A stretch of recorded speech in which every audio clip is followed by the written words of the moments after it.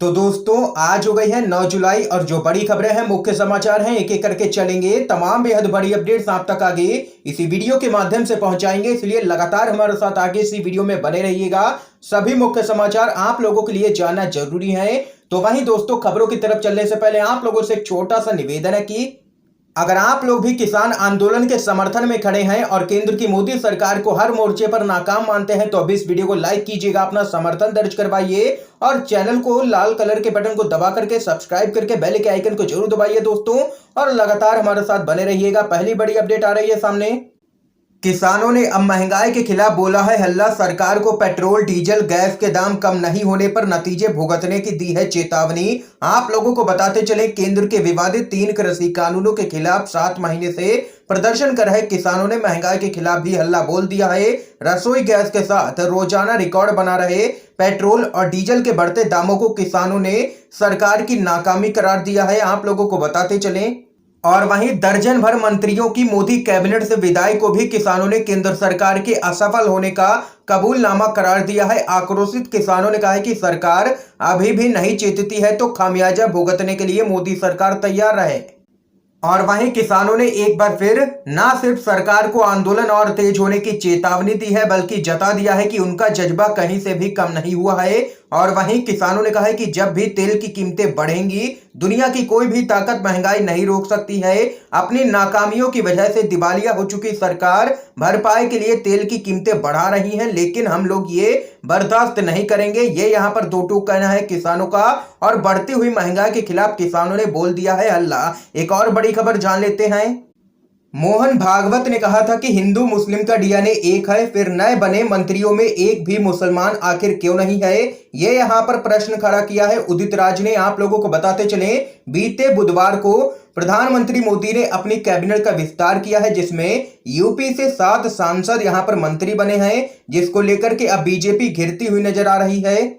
गौर करने वाली बात यह है कि कैबिनेट विस्तार में 3 एससी वर्ग और 3 ओबीसी वर्ग के मंत्रियों को शामिल किया गया है, वहीं एक ब्राह्मण को भी जगह दी गई है। और वहीं दरअसल इस कैबिनेट विस्तार में 3 एससी वर्ग, 3 ओबीसी वर्ग, एक ब्राह्मण चेहरा होने के अलावा एक भी मुस्लिम चेहरा न होने के कारण भारतीय राष्ट्रीय कांग्रेस के प्रवक्ता डॉक्टर उदित राज ने ट्विटर के जरिए तंज कसा है।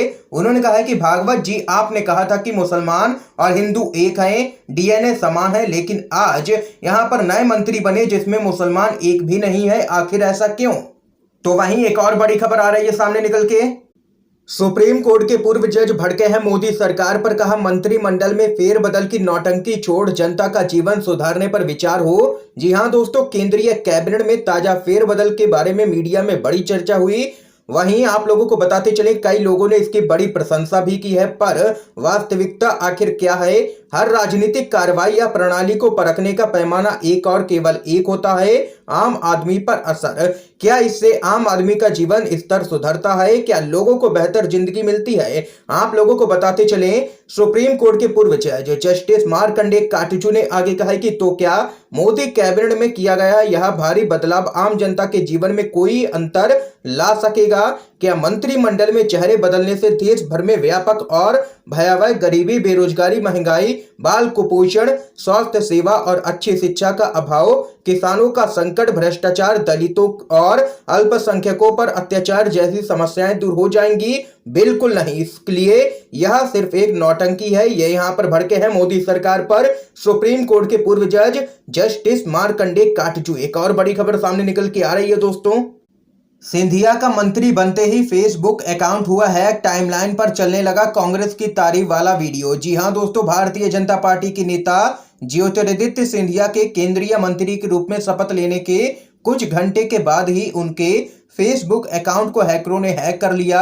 हैकरों ने अकाउंट हैक कर टाइमलाइन पर कांग्रेस की तारीफ वाला वीडियो पोस्ट कर दिया, जिसमें सिंधिया कांग्रेस की तारीफ कर रहे थे। इस वीडियो में पीएम मोदी के खिलाफ भी बयान दिए गए थे। एक और बड़ी अपडेट की तरफ चलते हैं दोस्तों।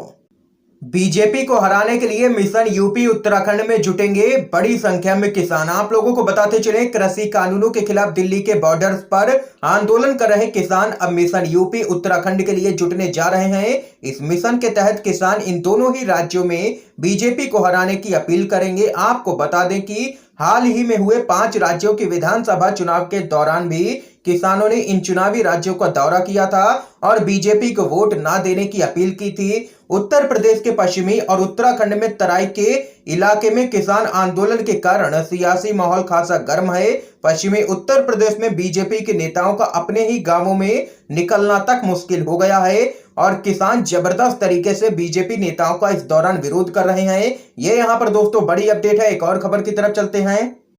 ब्लॉक प्रमुख चुनाव में हिंसा पर बोले अखिलेश यादव, बीजेपी ने यूपी में कानून व्यवस्था को बनाया है बंधक। आप लोगों को बताते चलें, समाजवादी पार्टी के राष्ट्रीय अध्यक्ष अखिलेश यादव ने कहा है कि उत्तर प्रदेश में कानून व्यवस्था को भाजपा ने बंधक बना लिया है। ब्लॉक प्रमुख चुनाव में नामांकन के दौरान भाजपा नेताओं कार्यकर्ताओं के द्वारा अराजकता और हिंसा किया जाना लोकतंत्र का उपहास है।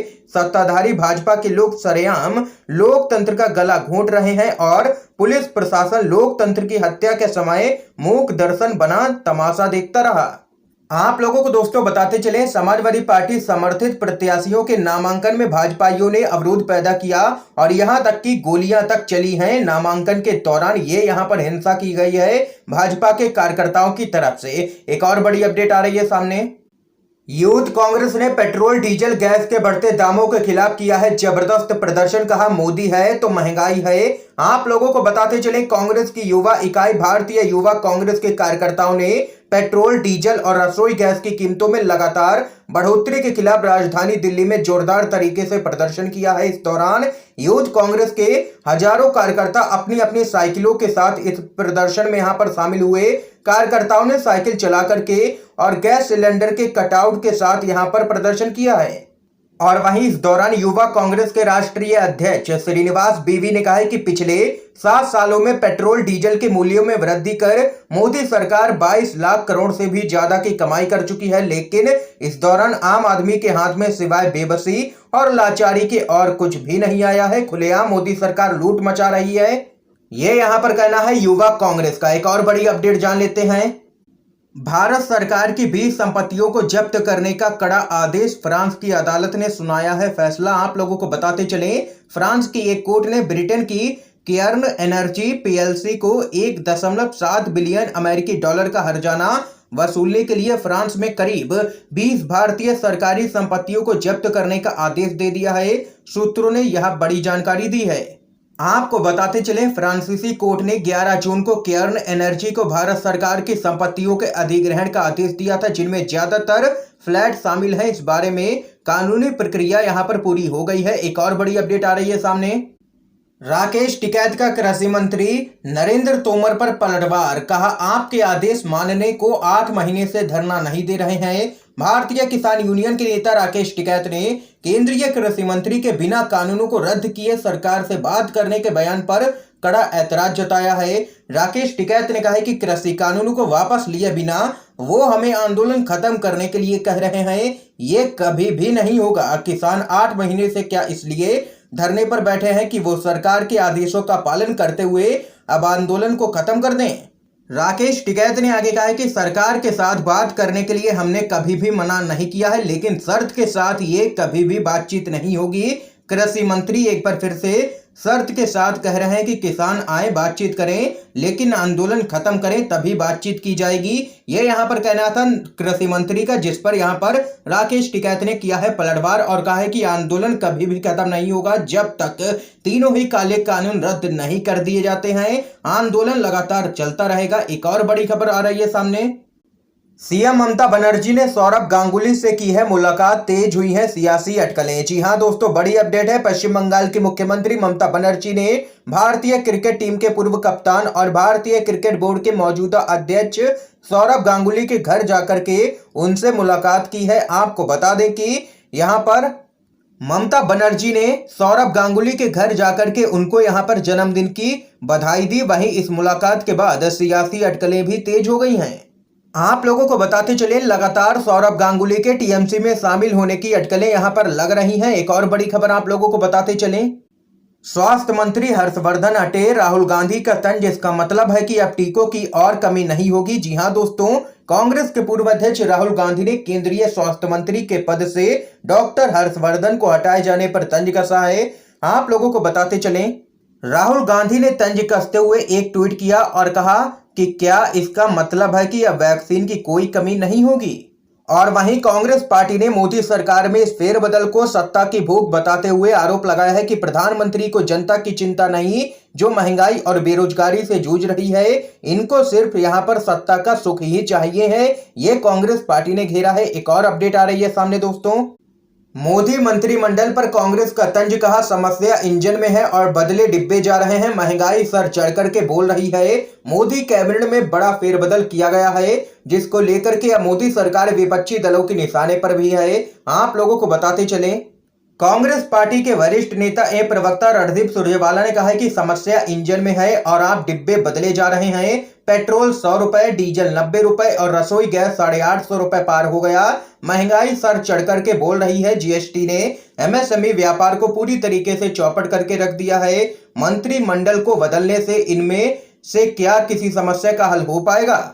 ये यहाँ पर कांग्रेस पार्टी ने घेरा है केंद्र की मोदी सरकार को। दोस्तों, आज की तमाम बेहद बड़ी खबरें थी जो हमने आप लोगों तक पहुंचाई हैं यू एंड वीडीवी के माध्यम से। इन खबरों को लेकर के आप लोगों की क्या कुछ राय है, जरूर बता सकते हैं कमेंट बॉक्स में कमेंट करके। वीडियो पसंद आए हो तो लाइक कीजिएगा, शेयर कीजिएगा। आप सभी का बहुत बहुत धन्यवाद दोस्तों।